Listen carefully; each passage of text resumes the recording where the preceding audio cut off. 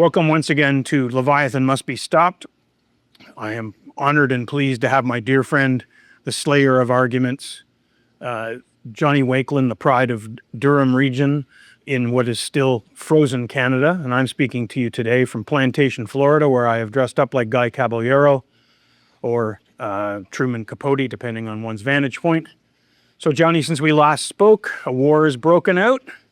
It's part of what I guess I call the Michael Corleone foreign policy that Donald Trump and Marco Rubio have embarked upon. Every time I hear Marco Rubio speak, I believe I'm hearing Michael Corleone's voice.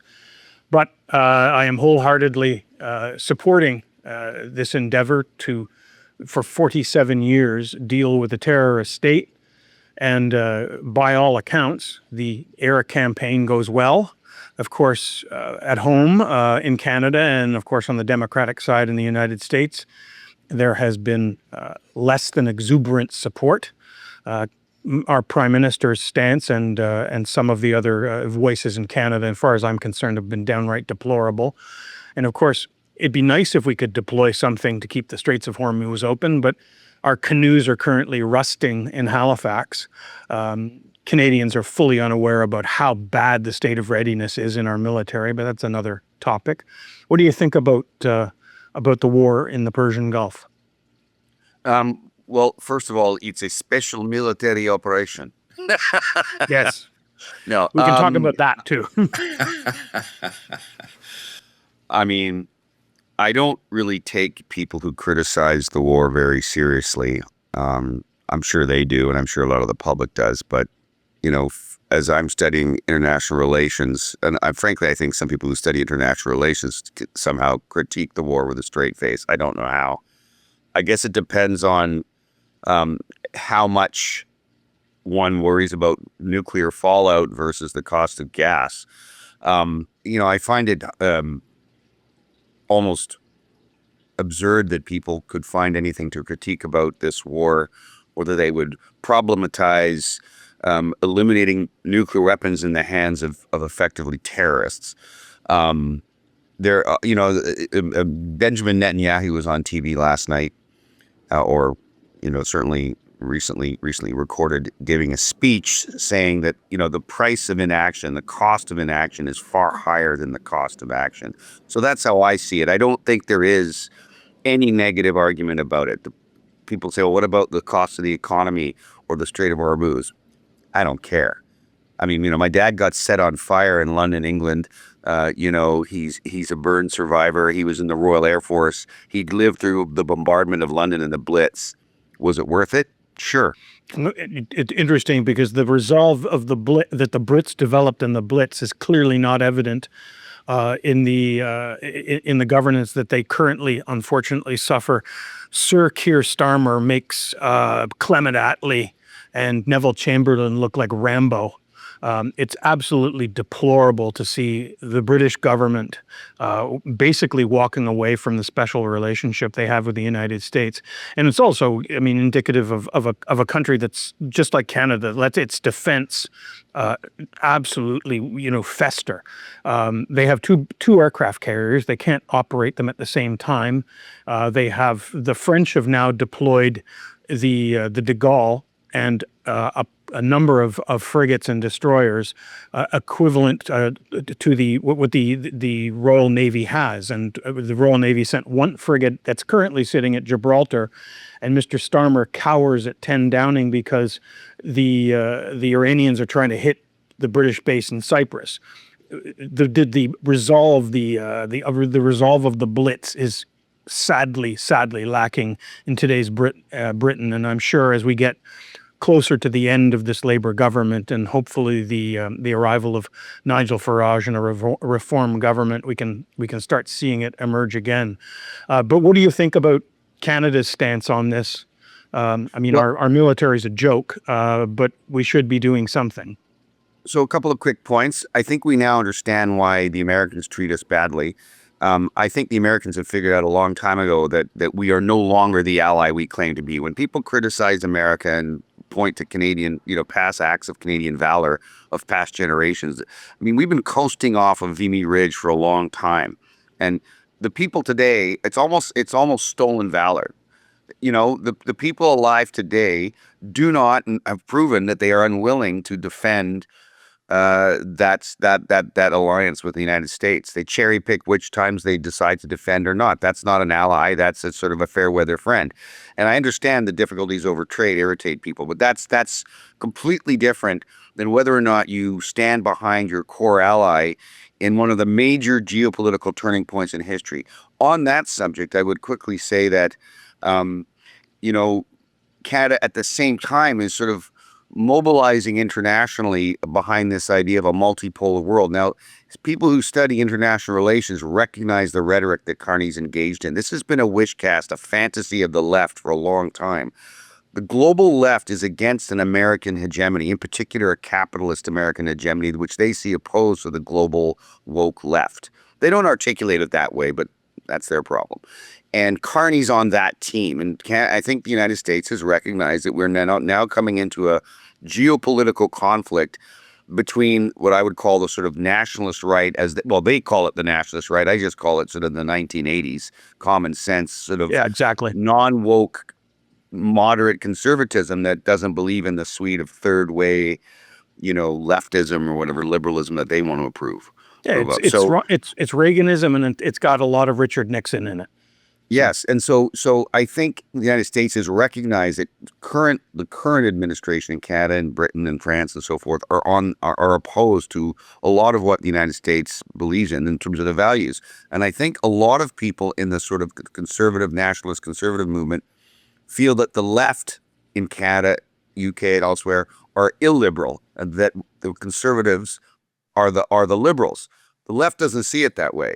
So we have a battle between what I would call sort of the social liberals, who are really quite illiberal. They're against free speech and a lot of other things. Mm-hmm. They believe in universalism, pumping in monster amounts of immigration, not just multiculturalism, which many approve of, but mass changes in how the society functions. I know. So, our new ambassador to the United States believes in 100 million people in Canada, largely brought in through open door immigration, like complete demographic rewrite of Canada. But they sell this. The problem is, and the thing that people are missing, I think, in the media is the lefts and the multiculturalists, which I used to kind of be, but am concerned about now. They're selling this on the basis of economics, which frankly is stupid in an era that we're going to finally have robots doing everything. So if robots are doing all the labor and we're taxing the robots, I don't know that we need millions and millions of people, half of whom are going on welfare, because a lot of them are going on welfare when they arrive in here and in the UK and elsewhere. There's a recent study. So, I think I'm not saying all immigrants go on welfare, but there's a lot of people when they arrive in all of the Western countries that rely on government assistance, and that's a problem. So, but they're selling it on economic necessity, and that the Canadian economy would collapse without monster immigration, and ignoring the example of Japan, which did decline, but it didn't collapse. And I think that they're ignoring the honest fact, which is this is part of a modification of the liberal international order, not the liberal international order that my father and others suffered for in World War II, but which was quite liberal, and they believed in free speech but a new kind of universalism where there's no borders. This is part of the theory. This goes back to the 60s, this universalist idea that there are no borders and that all citizens of all nations are equally entitled to live wherever they want. People are starting to notice that it only seems to apply to Western European and North American European sort of previously European nations. I don't want to sound like a white supremacist here. I'm just saying that they used to be more European and they've changed. And it's fascinating I think to many people, it's been noticed that this universalism only seems to apply to rich Western countries. Exactly. Doesn't apply to anybody else. No, exactly. And again, not trying to sound racist, but it particularly applies to white males of any age. I mean, this is in Canada, a lot of Canadians have never taken a gander at the Charter of Rights or the Constitution. But as we know, affirmative action is enshrined in the Charter of Rights in Section 15B, part of something that needs to be jettisoned. But I completely agree with you. This rules-based thing that he talked about at Davos it's a fantasy. It's allowing statists and technocrats to continue to run the world, and finally, I think Main Street is getting it. Canada, once again, is slow to the mark because, unfortunately, we've had a population that's been asleep for 30 years, and certainly in the last 11, where they've seen a decline in the standard of living, and they've refused to even recognize it. It's elbows up time, realizing that the Canadian economy doesn't, in fact, produce anything. The Canada is in a quagmire. It's sliding. It's approaching. I would assume it's in some regards. I think it's already gone over the cliff. You're right about immigration. Productivity is where our problems lie, and technology is taking care of a lot of that. But again, we look at the overregulated state, and Canada's the poster child. Getting back to what's going on in Iran. It is absolutely not morally justifiable to be against this war. I think if I'm going to criticize Donald Trump at all, he should have read On War by Clausewitz. And Clausewitz talks about the trinity of war. It's the army, the state, and the people. What I think Trump, where he has failed, and I think they will work their way through this because I think this thing will be over in the next few weeks, is that he should have invoked the national will. I think if there was ever a case for a president to walk into Congress and actually declare war, I think this is it. This is not picking off Maduro. This is a country. This is a government. This is a theocratic group of terrorists that need to be consigned to the ash bin of history, and that is done by force of arms. And invoking the national will is something that I think he should have done. The Canadian sense, it's a joke. I've talked about before, there are more auditors in Canada Revenue than there are infantry in Canada. We are incapable of actually mounting any significant military mission. What did you think about Mr. Carney's glaring omission to not inform the Canadian people that Canadian troops were in fact under fire at a base in Kuwait? I mean, there's such a disconnect now between the media and the public, between the political class and the elites and the public. Everything is, I'm getting cynical as I get older, but everything is about politics all the time. Right. So whether you're honest or not, whether you disclose something or not, you take whether you take a position on an international action or a war or not, whether you contribute troops or not, all of this seems to go through the lens of political expediency. That's the generation we live in now. They're completely rudderless. They have no values. Everything's about political success and nothing else.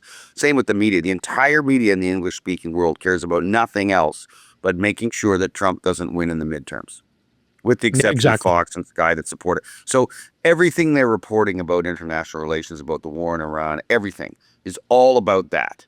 And whether they report economic data correctly, all about that. Whether they report positively or negatively on Carney's activities, developing pipelines, whatever his position, reporting on the troops coming under fire, it's all put through the lens by the media of whether this will help re-elect the Liberals or not. If it doesn't help the Liberals, the media in Canada will not really pile on. So, yeah.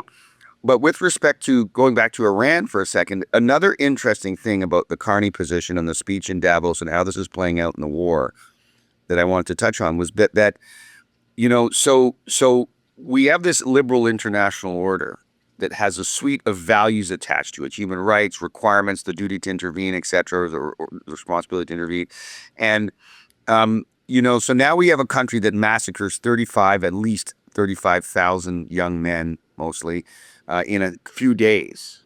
By any stretch, that would, given all of the other features involved here, the attacks on Americans over the years, the imminent threat that they will get nuclear weapons and have threatened to use them, it's an emergent situation on that basis alone.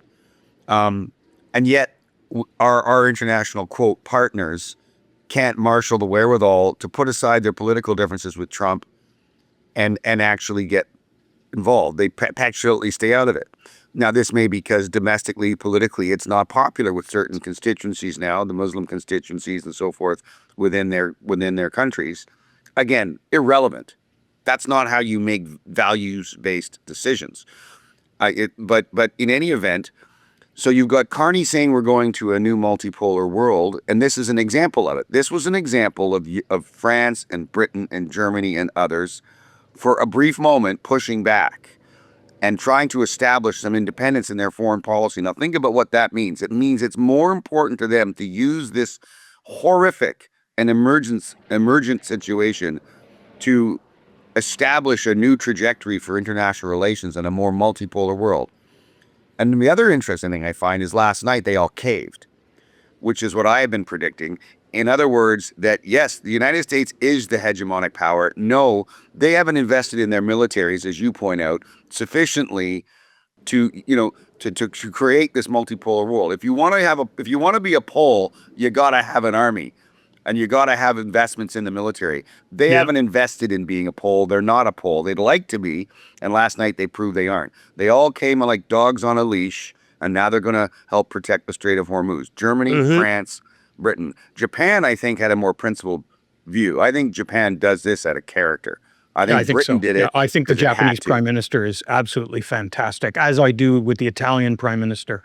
They are they're showing maybe the bigger Germans. cojones than Mr. Carney any day. And I would say Mr. maybe the Starmer's a joke. Germans too. I think there's a bit of principle in there too in that decision. I'm only basing this on listening to things that their leaders have said, Hmm. and I feel like given the history between Germany and the Jewish people, and I think just the character of the leader, I'm not as sure about. I mean, France is sort of has ever since the 70s when France, was trying to become communist and stay out of NATO and so forth. I mean, France has always had delusions of grandeur in the Middle East, and it's sort of a nostalgia for its old colonial possessions. Well, they It's they a haven't won joke. they It's haven't won a never war gonna. on their own since they put a schoolgirl in charge of their army. So that Exactly. says it all. Although and Macron sending the de Gaulle and the Navy, it initially looks pretty good. If they deploy and actually help force the straits, that's fine. I love the fact that the Americans deployed A-10s to go after speedboats this morning. So that it won't leave much to They were pick going to up. mothball those. Oh no, there's the titanium bathtubs with a big 30 millimeter Gatling gun. They've got to keep that thing going. Interesting on the international topic, and then we'll just touch on Canada. Reading the Telegraph this morning, and they were talking about Russia suffering its biggest one-day loss in Ukraine, and it was Ukrainian drones taking out Russian forces.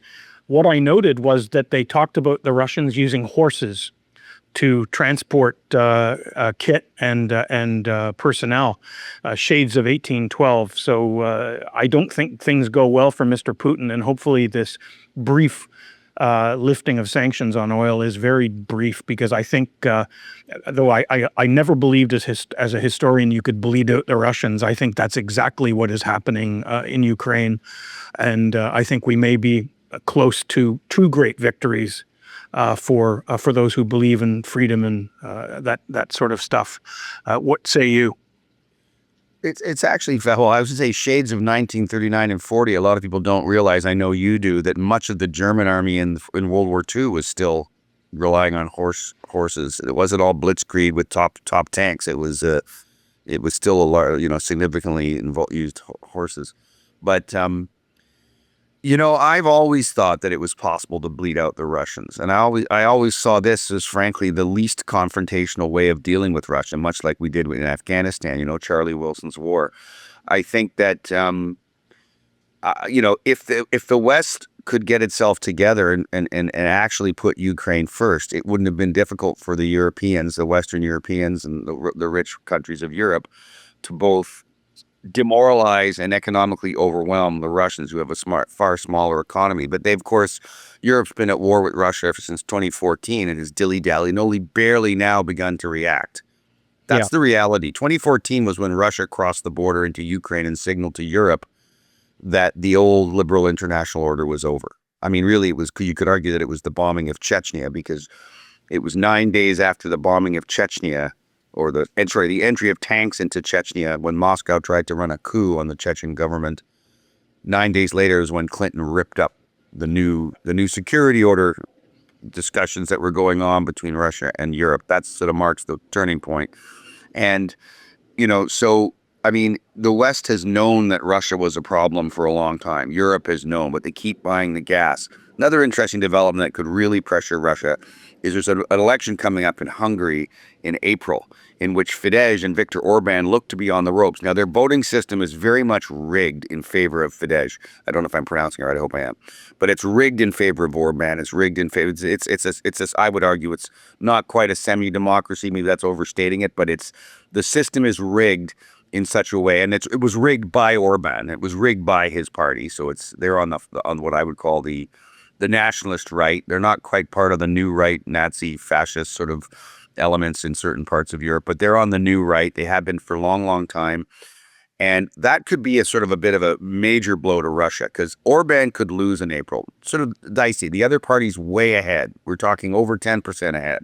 Mm-hmm. But in their system, it's rigged in favor of Orban, so that might not be enough. But if it is enough and Orban is removed, many people realize, and I would say it's fair, that Orban is a bit of a fifth columnist for Russia. I don't know that Fidesz is, and I don't know that the Hungarians are, but if you go back and look at Orban's past, he was in the communist youth back in the day before Hungary gained freedom from the Soviet Union. So there's these older baby boomer type age politicians. I'm not sure they're real Hungarian patriots. And they sort of pitch their arguments in favor of keeping the oil flowing from Russia to Hungary as part of neutrality, but I don't buy that. I think they're in a little bit in the pocket. They're a bit Russophile. So we could replace Orban with a better Hungarian patriot, someone who's still on the conservative side of the ledger, still not entirely pro-Europe, but someone who's a bit more pro-Europe and certainly not pro-Russia. And they will cooperate and stop blocking the European efforts to destroy Russia's economy. And that will be very painful. Mm-hmm. Agreed. And it is, we were there together. What a beautiful country Hungary is. Quickly turning to home, Mr. Carney seems to be on the precipice of procuring a majority by fundamentally undemocratic means. The latest floor walker in Nunavut with clear ties to liberal largesse is the latest. But what do you think about are we having an election this year? I know the Conservative Party is looking for candidates, and no, I'm not allowed to run, and I don't know if you want to take that pay cut. But it's again looking at Canadians sitting on their ass and picturing the U.S. as the great enemy, while their very democracy slips through their fingers. What do you think about the floor walking and or the floor crossing, and Mr. Carney's tactics in general? I think it's morally indefensible by the floor crossers, and frankly, and I've seen this many times. You and I both seen this many times in our life. So in terms of the Canadian parliamentary system and Canadian history, this is normal. It's happened before in tight minority governments where there's just a few seats needed to make a majority. I mean, that's when the pressure really builds and the incentives really build. Having said that, in the past, when people have crossed floors for whatever incentives, brief notoriety, a promise of a junior cabinet position, historically, people who are turncoats don't usually have a very long or good career in politics. Nobody's going to run for leader or advance their career having switched parties because they're not trusted. I think Winston The Churchill Liberals aren't going to trust did a it. former Tory. Yeah. They're being on the what I guess would be considered by liberals the far right of the Liberal Party by having been a former Tory isn't exactly going to endear you to the real liberals. No. Or same thing with the NDP. If you're an NDPer, which means you're a socialist, and now you've switched to liberal, I mean, who's going to run you as leader? Because then they understand they've got an NDP leader, and nobody wants that. They want to be in the middle. The liberals want to win. But I think it's horrible. And I don't think it's appropriate. I mean, your voters voted for there's a lot of literature in Canadian political science that the voters are not voting for the local candidate. So that's BS. The local candidates actually, they have the legal right, but no moral right to switch parties. Exactly. The voters do not vote for the local candidate. There's tons of data on this, lots of research by political scientists at York University and other places.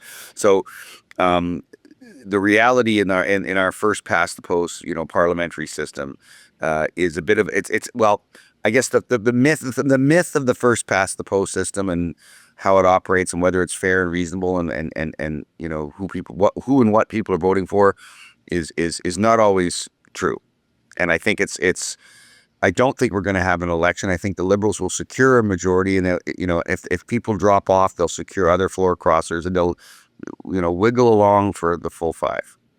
If they secure the majority, my fear is that what I've seen of Pierre Poilievre lately makes me somewhat inspired. He went on the Rogan podcast. I thought it went extremely well. He is enunciating on the right points. I still think he needs a media strategy. I mean, you don't have to talk to Rosie Barton or the bald quisling who is on Power and Politics, but engaging with some of the mainstream media is something I think he has to do. He unfortunately has to win over the Karen vote, because I think that's been solidly liberal. And I mean, listening to people talk about, like, when you ask them, what do you think about Pierre? Oh, I don't feel right about him. Well, feelings got us Justin Trudeau. So I agree with Pierre's positions. I think they've been principled. I think he's improving. I hope he reads the story of Robert the Bruce and understands that persistence eventually pays off. But I wouldn't be surprised if we have, I mean, even if he procures this majority, I would not be surprised if we do have an election in the next 12 months. And I'm actually somewhat hopeful that Canadians may finally, come out of this slumber and realize that things are not going well in Canada. Mr. Carney has nothing to show, not a thing to show for 1 year of jet setting. I mean, deals with Qatar, that's wonderful. But our primary trading partner, 80% of our economy, is based on the United States. I think it's high time, and I really like what Pierre is doing, getting down in the United States, talking about, he's not trying to undercut Carney, but trying to talk to Canadians about Americans about tariffs to the right audience, so that we can show, put the right face forward. But I'm pleased with what he's doing. I don't see anyone in the offing. I think he got a great mandate coming out of that convention, but I still think they need a little bit more training on media. They need to believe in winning. Occasionally, they behave like controlled opposition. What do you think about the prospect for Pierre and the party?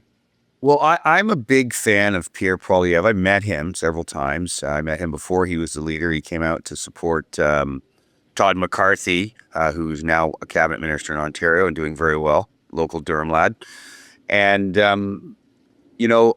one thing about Pierre that I think there's a couple of fascinating things. One is he is incredibly agile on his feet compared to most politicians. And as you know, I was a candidate and I've debated a few, and some of them are dumb. Pierre's not dumb. Pierre's smart as any trial lawyer that I've met. He's very quick on his feet. He's funny. He's charming. Yeah. He's not some ultra right ideologue. I mean, he's conservative. He's on the populist side of the ledger, which is actually, to some people, they think that's more conservative than some red Tory from Toronto. But that doesn't make him a far right ideologue. It's just that those are just pejorative labels put on people. He's very practical and sensible. And if you listen to him, what he's most concerned about now are workers. He gets it. I am too. That's where I'm at philosophically. Exactly. I'm not worried about the rich lawyers and doctors. I got enough dough. I don't want to give it away, but I think we need to all parties need to worry about what's going on with the working class. I don't like the word class, frankly, because I'm not that classy myself. But but people who are maybe not sitting at a stack of university degrees like you are, who maybe don't have the resources to survive whatever's coming next with robots and AI. And Pierre gets it. And I was really gratified to see him on Joe Rogan, where that was his theme. His theme was, what do we do with workers? How do we fix the crisis in housing, which, despite in many metrics, people are doing better now than they ever have in terms of entertainment, use of cars, the amount of makeup they have, the amount of access to cheap clothing, you name it. A lot of metrics, but when it comes to housing, they're not. So he understands the need and to Mr. address Carney's the needs talk on housing is just hot air. There's been no progress on housing. They haven't gone after the regulatory impasses that create, or the blocks, the bulwarks that prevent houses from being built at reasonably affordable rates.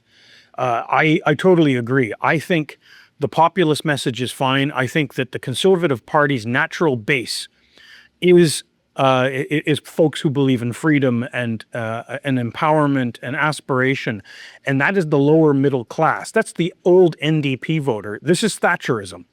And that's what I think Pierre is on to. I think talking about immigration in a sensible way, he's got to lead with it. I believe if that had been the primary focus of the last Tory campaign, that he would be sitting as prime minister right now. Because as we talked earlier in today's program, immigration is insane.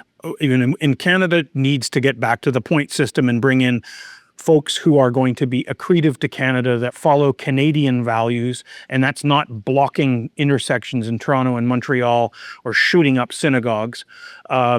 We need to get back to basics, and Pierre needs, I think he's found his voice, but realized the foundation to a Conservative victory goes down Main Street and avoids Bay Street. Yeah, well, and I think you're right on the money. And you said something really important earlier, which was about the need for the Conservatives, in particular Pierre Poilievre and others, to come up with a very strong message for women, for young women in particular, but all women in Canada. As much as they gravitate by a factor of 20-something or 24% towards the left, it's almost by default, because there's nobody trying to articulate a vision for women about what's in it for them for voting Conservative. For example, is it in women's interest to build up a stronger pool of men? Not a patriarchy, but would women not agree that men are falling, men are failing? The Canadian men of today are not their fathers and grandfathers. I'm not saying all of them, but men are in crisis.